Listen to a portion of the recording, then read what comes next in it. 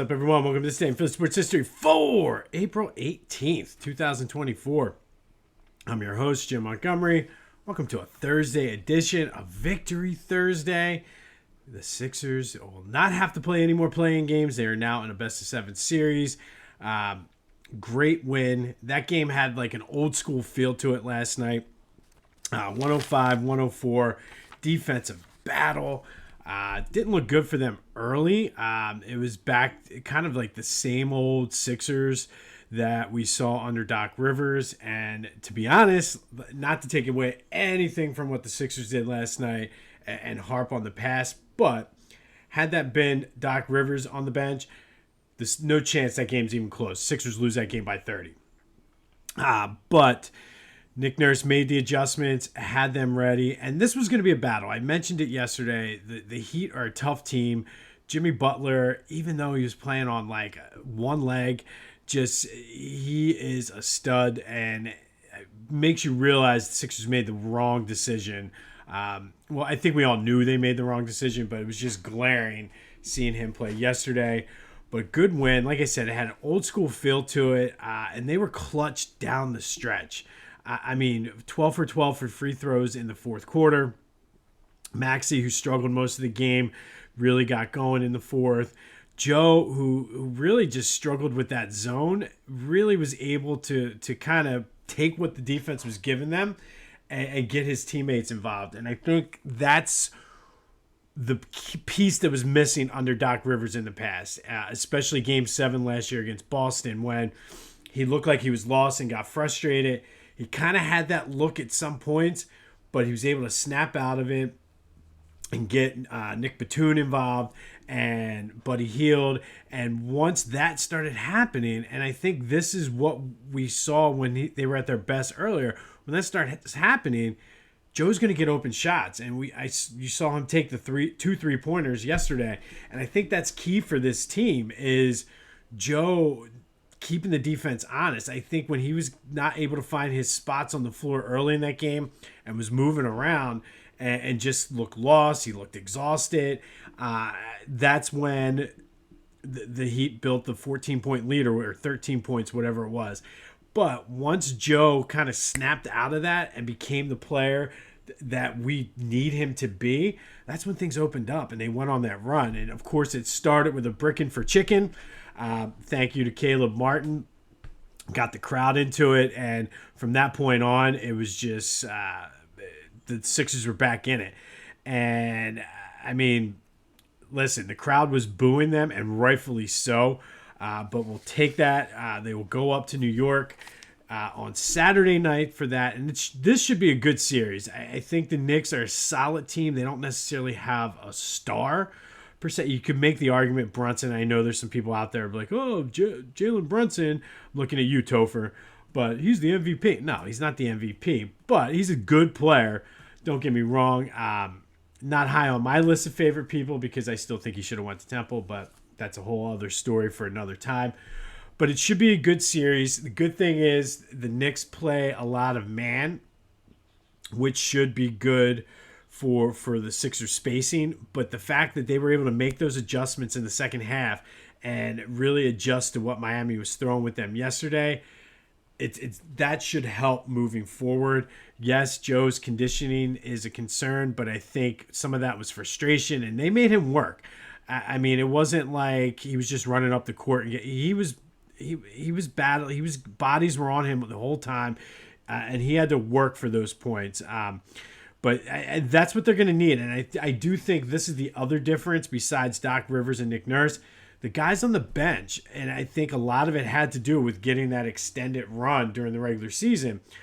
Nick Batum came off the bench and was ready to contribute because, which actually I don't know if he was off the bench now that I think about it. But either way, the role players had to take on a bigger role when Joe was out. So that allowed him. Guys like Buddy Hield was like, if Buddy Hield plays like that, I'll take it. Not like the Buddy Hield on a bad day. Like, that was great.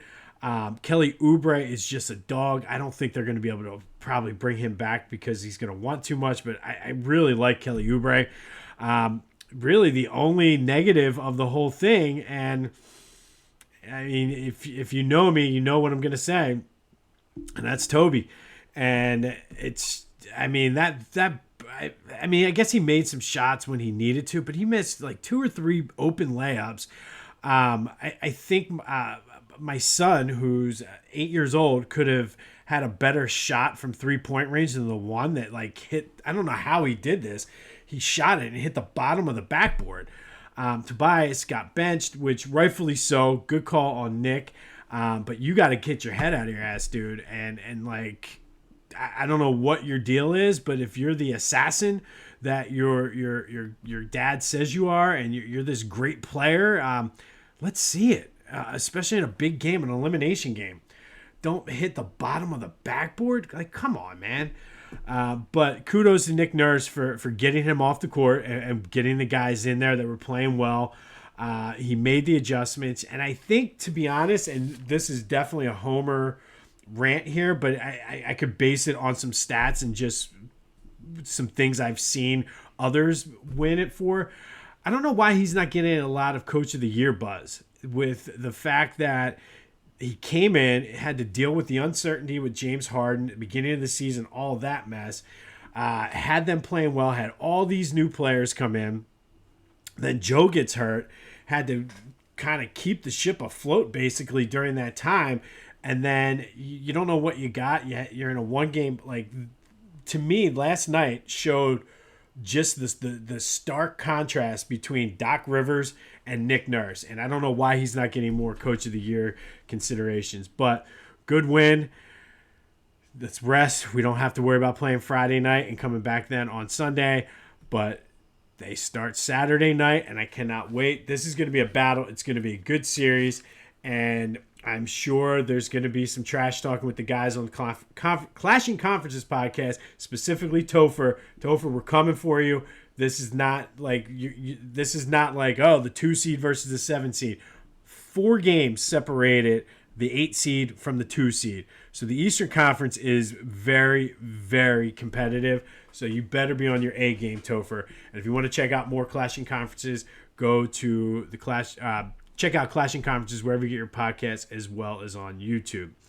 All right, so let's go back now and start with a recap of yesterday's question of the day. And I asked you, what is the greatest defense ever, in honor of the 91 Eagles, who were our team with unfinished business?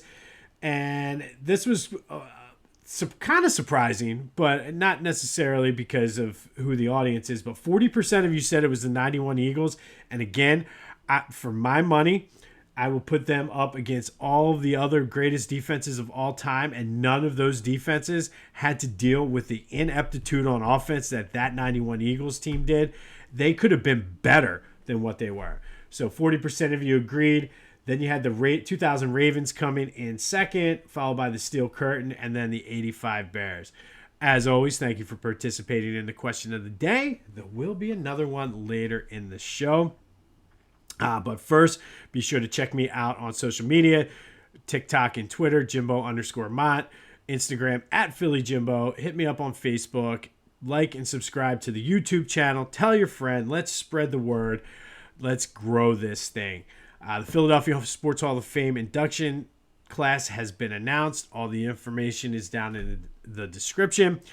Get your tickets now. The ticket information link is down there. And if you're interested in being a sponsor, or you have a business that you want to donate some things for the auction, let me know. It doesn't necessarily have to be sports related either. They're looking for more experience type things. So if you have any type of services that you provide, hit me up offline and we can work something out there. Quick housekeeping note.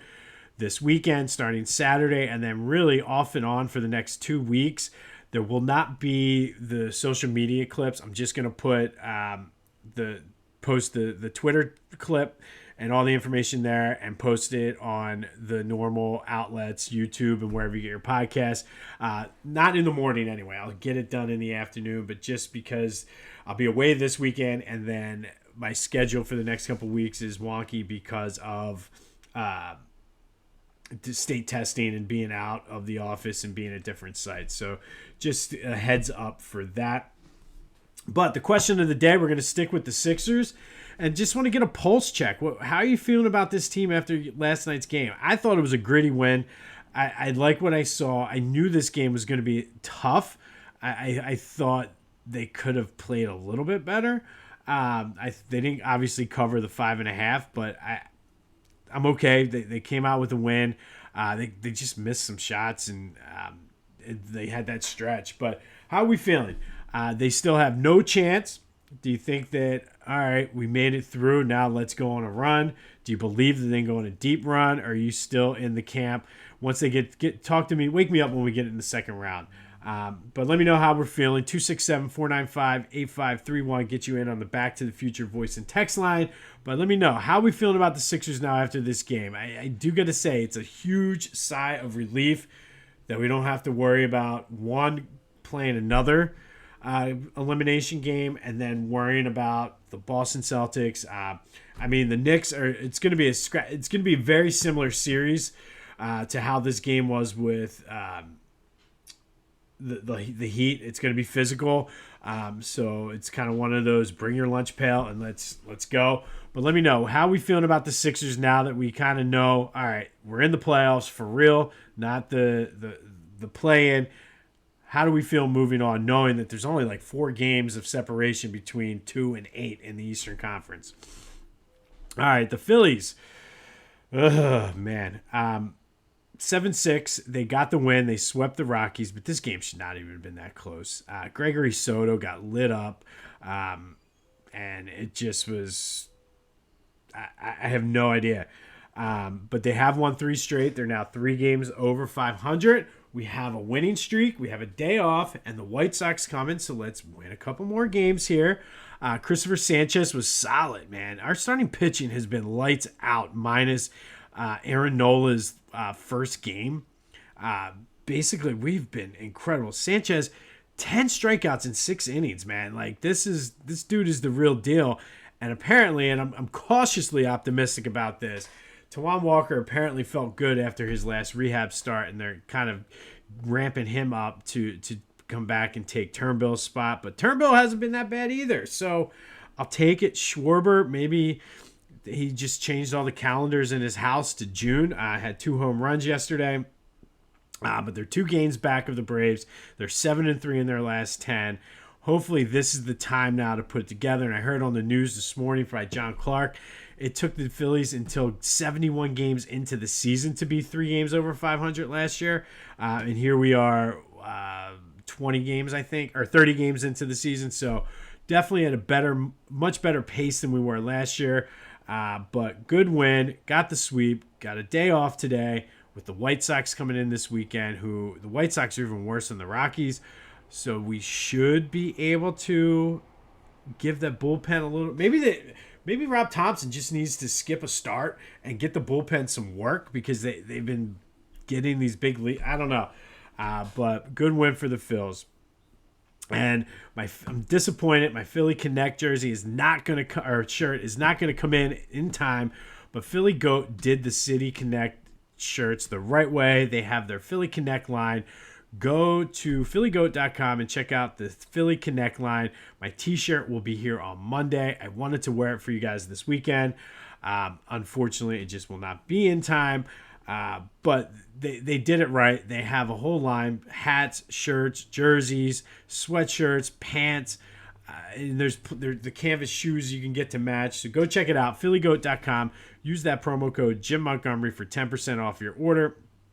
That's phillygoat.com. Promo code Jim Montgomery for 10% off your order. Go check out the Philly Connect. All right, yesterday I missed this when we were talking about the Flyers, and it's a slight consolation. But when they gave up that empty net goal, it officially eliminated the Penguins, which was pretty cool. But sorry, guys. Anyway, Eagles news. Jalen Hurts talked to the media and is longing for some consistency, and I don't necessarily blame him. Like, this dude has done more in his career going back to college with having a revolving door of offensive coordinators and offensive coaches. And here he is again with another one. And the one time he had a consistent coach, he goes to the Super Bowl and has an MVP season. So, but he said he's being a sponge, soaking up everything Kellen Moore has to offer. I think you're going to see a different Jalen this year. But I wanted to mention that because I feel he's 100% justified in that.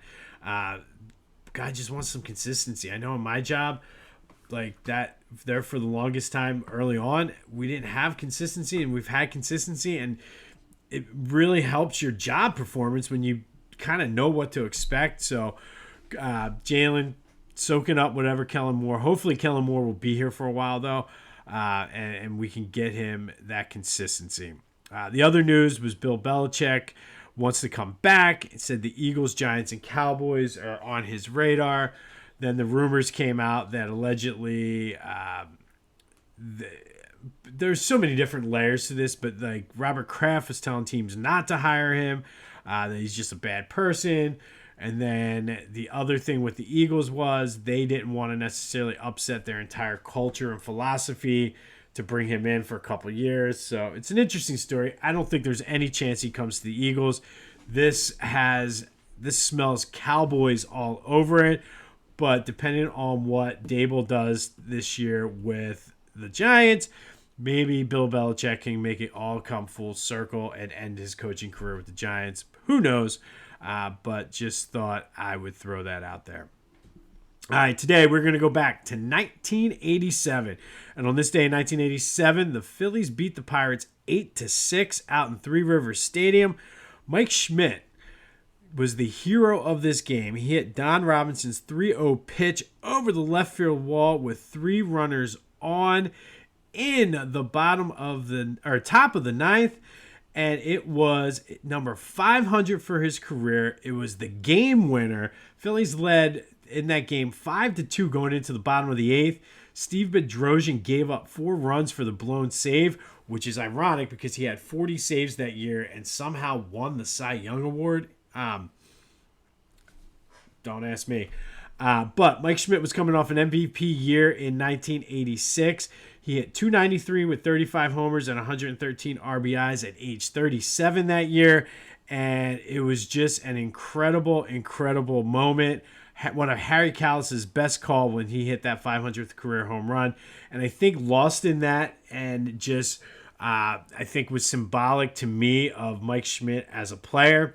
The fact that it was a game winner. Like he had a 3-run homer to win the game in the top of the 9th for his 500th home run. That's pretty cool. He ended up with 548 for his career. He obviously is the Hall of Famer. He is one of to me, he's the greatest third baseman of all time, but he's definitely top 3 because he could do it at the plate and defensively. He's top 5 in almost every top offensive category for the Phillies, with the exception of maybe stolen bases, and I didn't even check that to see. But in my opinion, he's the GOAT third baseman. And on this day in 1987, Mike Schmidt hit his 500th career home run, a 3-run shot off of Don Robinson in the top of the 9th inning to not only notch the 500th home run, it was the game winner for the Phillies. They would go on to win 8-6.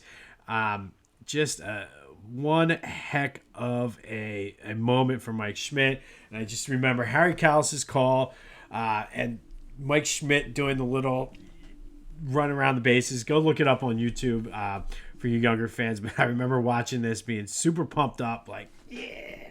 And then we used to actually reenact that trot around the bases on the wiffle ball field in the back of my house. Just hit the home run and like, there it is, number 500. Anyway, go check it out on YouTube for you younger fans who might not have watched it live. But on this day in 87, Mike Schmidt hit number 500 en route to 548 in his illustrious Hall of Fame career. All right, today's top 20 memory for the 20th anniversary of Citizens Bank Park. This one is not going to probably show up on many people's top 20 lists, but this was one of my most memorable, only because I happened to be there. And this was Game 5 of the 2000 World Series, or 2008-9 World Series.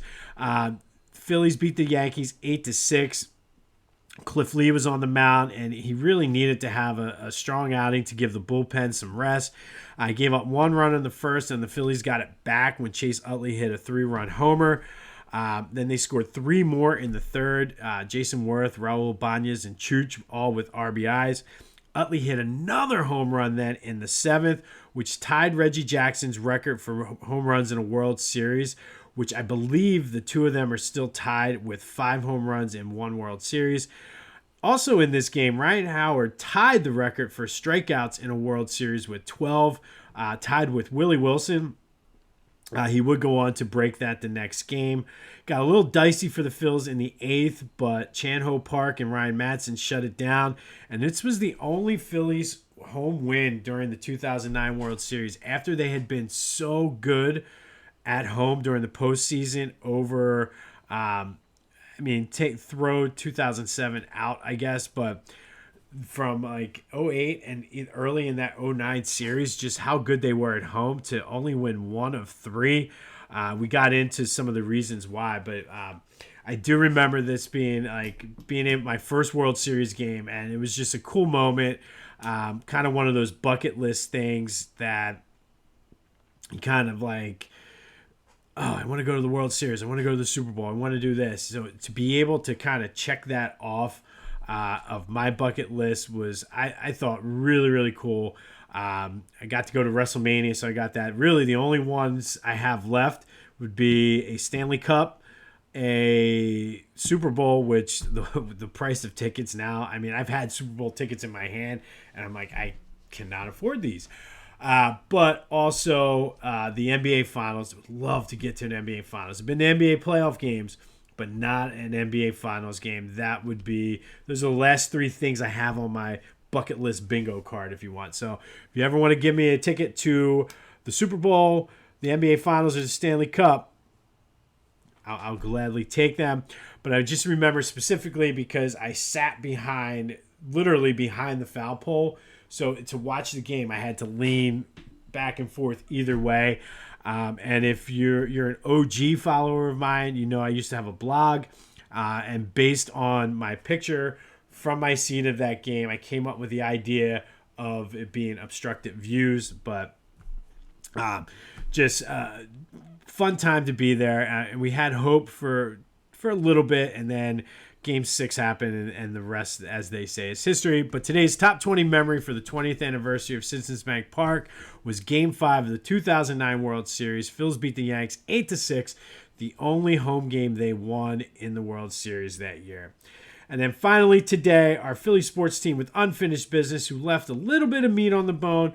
Not going to spend too much time on these guys because we just talked about them during March, but that's the 2003-2004 St. Joseph's Hawks.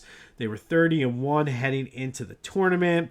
Remember, they lost to Oklahoma State on John Lucas III's shot, 64-62. But I guess the question that we didn't get into last month is, could they have beaten Georgia Tech in their first game of the Final Four? And absolutely. And unfortunately, I always go to What If Sports, but What If Sports did not have some of the college teams that go back that far. So I was not able to run the simulation on this, but I think the way the St. Joe's Hawks were constructed, they would have beaten Georgia Tech, which would have set up a St. Joe's UConn final, which, again, the way that the both teams were constructed, that would have been a hell of a game. UConn versus St. Joe's in 2004. Would they have won? I don't know. But I think that Oklahoma State would have been their biggest test. And unfortunately, they didn't pass it. But they would have been able to hang with Georgia Tech, and they would have been able to hang with UConn, which would have been one. What If Sports, if you're listening, update your rosters, because I would love to play this out, like the 2004 Connecticut Huskies versus the 2004 St. Joe's Hawks. Who will win? What do you guys think? Let me know. 267-495-8531. Let me know on the Back to the Future voice and text line. But today's Philly sports team with unfinished business is the 2004 St. Joe's Hawks. Our top 20 memory at Citizens Bank Park, Game 5 of the 2009 World Series. On this day in 1997, my childhood hero and the greatest third baseman of all time, Mike Schmidt, hit his 500th career home run out in Three Rivers Stadium off of Don Robinson, a 3-run game-winning homer in the top of the ninth, and then he did the famous trot around the bases. Harry Callis did the famous call. I'm telling you, look it up on YouTube. It's worth it. Let me know what you think. How are we feeling? Let me get a temperature check on the Sixers. I've been doing this periodically throughout the season, but this might be our final one here. Heading into this series against the Knicks, how are we feeling? 267-495-8531. Get you in. Remember, I'll be away Saturday and Sunday. You still will get an episode.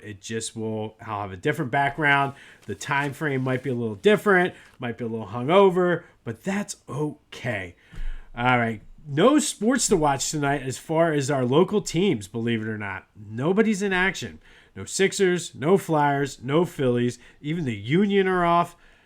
So rest up. It's going to be a hell of a weekend. This has been This Day in Philly Sports History. I'm Jim Montgomery. Go have yourselves a Thursday. And until next time, I'll see you when I see you.